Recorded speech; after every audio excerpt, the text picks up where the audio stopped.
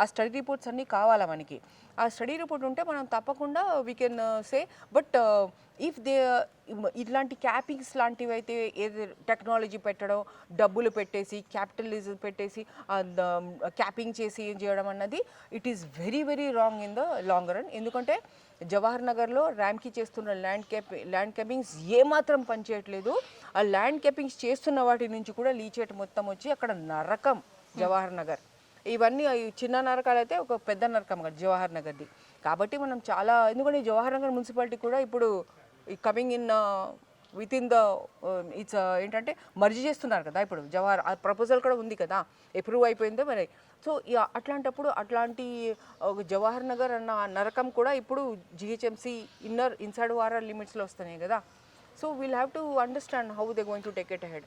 And నాకు main ఏంటంటే తెలుసా, నాకు ఫస్ట్ ప్రతి పాలసీ అన్నది రెవెన్యూ కాదు కదా, ఇట్లాంటి ఇండస్ట్రియల్ పాలసీస్ దగ్గర కూడా there has to be a welfare.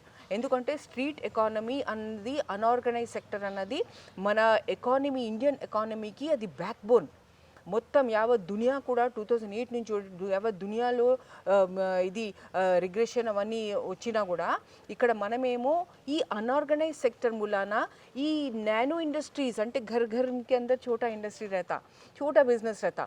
తో ఇట్లాంటి వాటి మూలానే మనము ఏది చూసామంటే హై డెన్సిటీ ఆఫ్ పాపులేషన్ ఉన్న ఆ పాపులేషన్ నేను ఏదో ఒకటి నేను నా కిటికీ నుంచి కూడా నేను ఒక చిన్న బిజినెస్ పెట్టుకుంటా అన్న ఆ మనోధైర్యం ఉన్నగల పాపులేషన్ మనది. ఆ పాపులేషన్కి మనం ఇజ్జత్ ఇవ్వాలి. ఆ పాపులేషన్ గురించి ఏమైనా ఉందా మరి ఈ పథకంలో? ఎందుకంటే వాళ్ళ నెంబర్ ఎక్కువ, వాళ్ళ శాతం ఎక్కువ, వాళ్ళ పర్సంటేజ్ ఎక్కువ. వాళ్ళ కోసం ఇందులో ఏముంది అని ఉంటుంది నా ప్రశ్న. ఎందుకంటే నేను నా దేశపు సంవిధానం వాళ్ళ వైపు నుంచే మాట్లాడతాం, నేను నా సంవిధానం వైపు నుంచే మాట్లాడతా. నా సంవిధానం మన ఇండియా ప్రజల వైపు నుంచే మాట్లాడుతుంది. ఇప్పుడు వాళ్ళకి అందులో ఏముంది అది ఉండాలి అక్కడ.